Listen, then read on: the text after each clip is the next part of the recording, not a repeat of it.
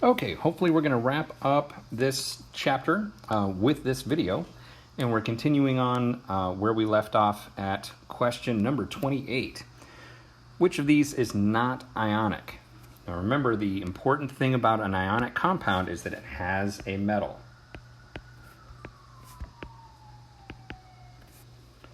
Okay, so looking at our choices, iron's a metal, potassium's a metal, sodium's a metal, phosphorus is a metal. No, it's a non-metal.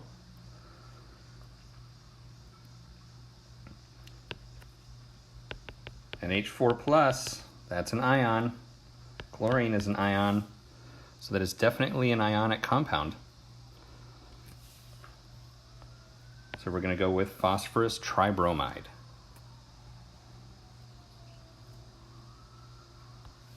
So it's a bit of a trick question. You have to know your polyatomic ions. Now, electrolyte solutions. Okay, electrolyte solutions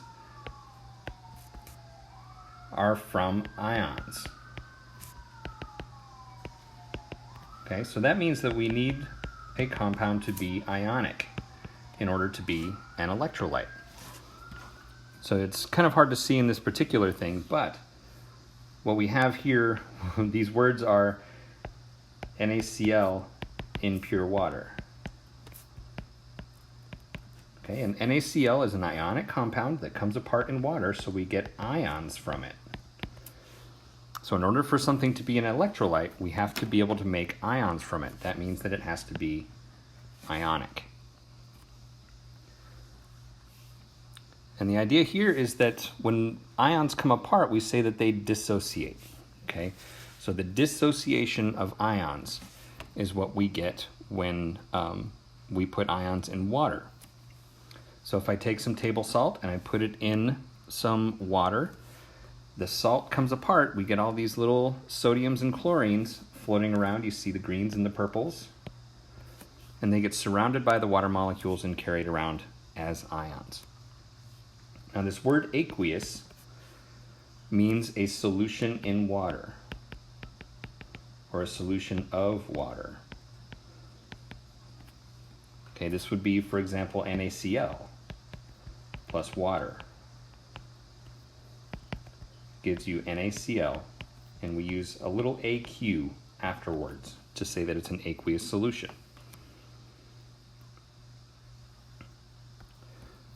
So which of these compounds does not dissociate in water?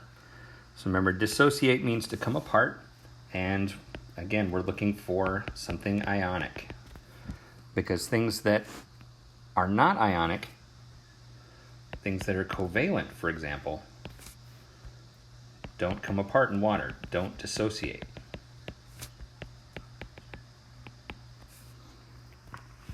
Okay, so we're looking for something that does not have ions, right? So sodium, metal, makes an ion. Magnesium makes an ion. Ammonium and carbonate make ions. Iron makes ions. But we have this component right here that is all non-metal and no ions. So it's completely covalent.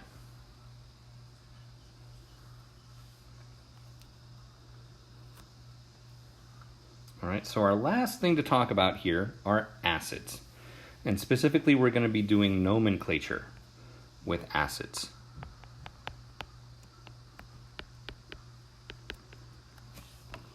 Okay, so we're talking about covalent compounds that produce H+ ions in solution. Now notice that each of these acids starts with an H.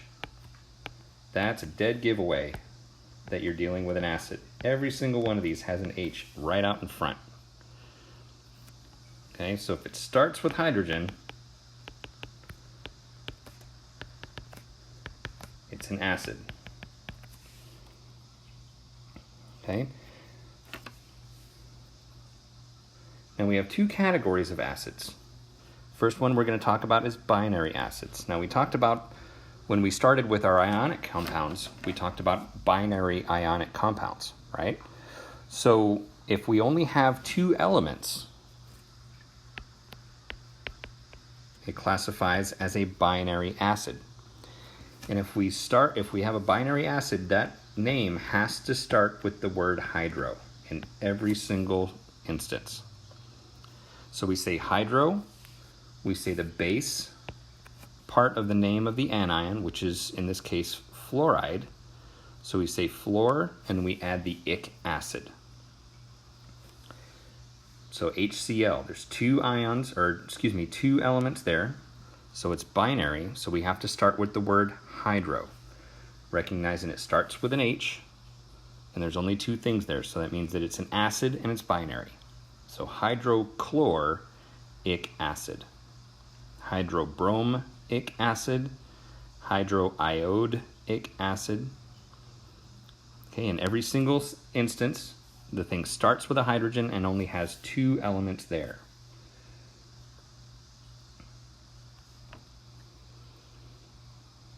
Okay, electrolytes come from ionic compounds, and then we just learned that they also come from acids because we get ions, right? In order for something to be an electrolyte, it has to make ions.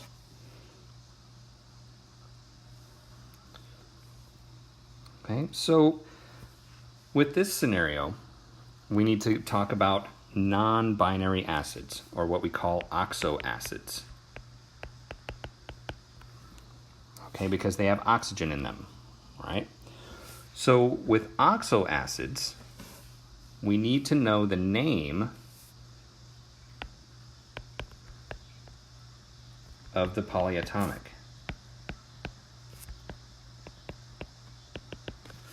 Okay, so if the name ends in ATE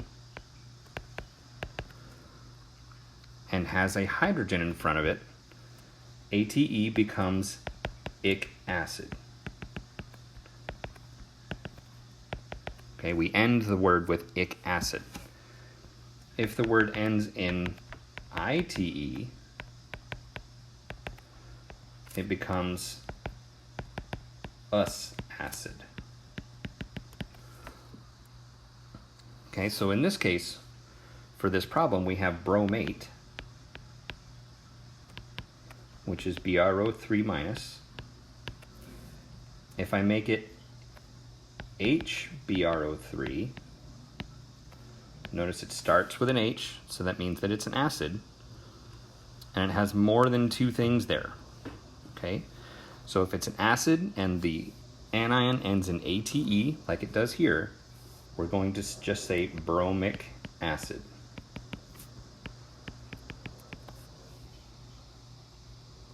Okay, ATE, bromate, becomes bromic.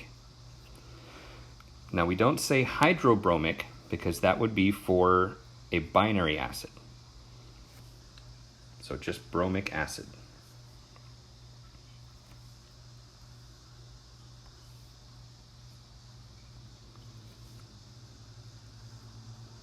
All right, so let's name the compound.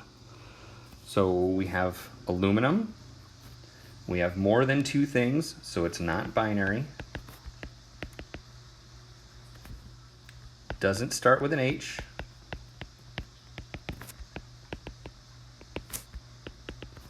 Okay, so it's not an acid. Aluminum only makes one charge. So if it's not binary and it's not an acid, I just name the parts. And because it only makes one ion, I don't have to worry about a Roman numeral. So aluminum, and that CO3 is carbonate.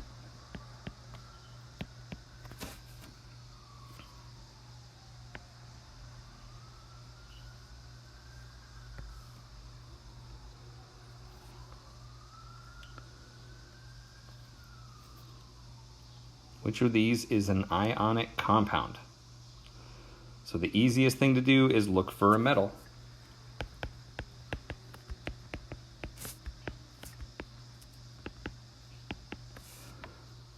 All right, and of these compounds, there's only one that has a metal in it, and that's barium.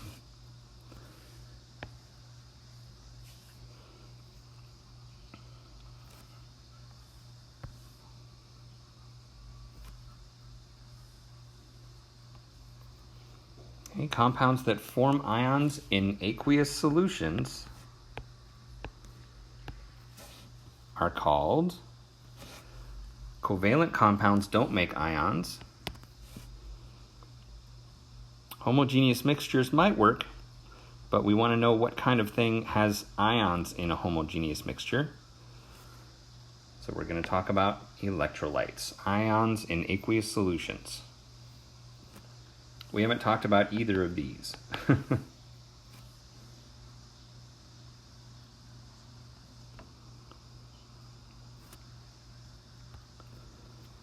Which of these is likely not an electrolyte? So remember, with electrolytes, we need to be able to make ions. So we're looking for ionic or an acid. All right, so there's a metal there, so it's ionic. There's a metal there, so it's ionic. This one starts with an H, so it's an acid. This one starts with an H, so it's an acid. So the only one left is the completely non-metal carbon tetrachloride.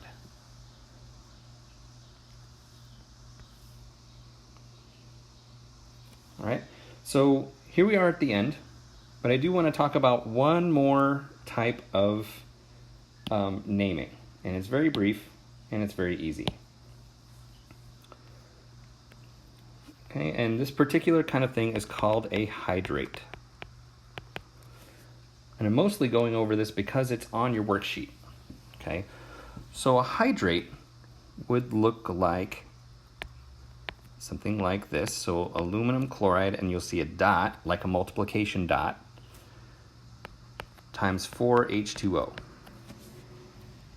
Okay, so this addition of the H2O to the formula means that you have what's called a hydrate.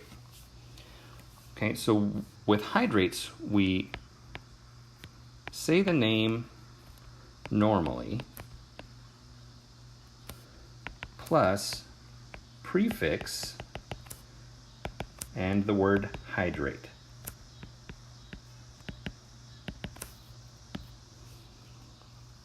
Okay, so the name of this compound, this AlCl3, is just aluminum chloride.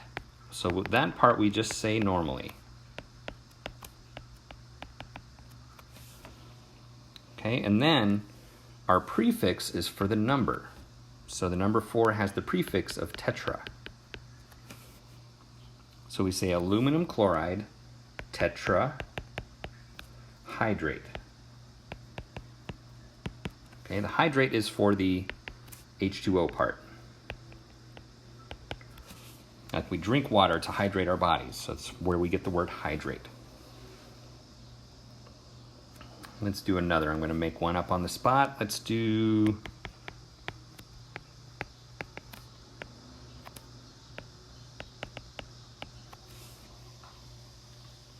Okay, so we say the name like normal, and then we add the prefix with the hydrate. So our compound is sodium sulfate. Right? It's not binary. It's not an acid, so I just say the parts. That's sodium and sulfate. So sodium sulfate, and then the 2, the prefix for 2 is dihydrate. So sodium sulfate dihydrate, all one word. Okay, so that's going to do it for our Chapter 5 videos. I hope you are enjoying yourself with this nomenclature stuff, getting away from the math a little bit. Because when we come back with Chapter 6, the math is back.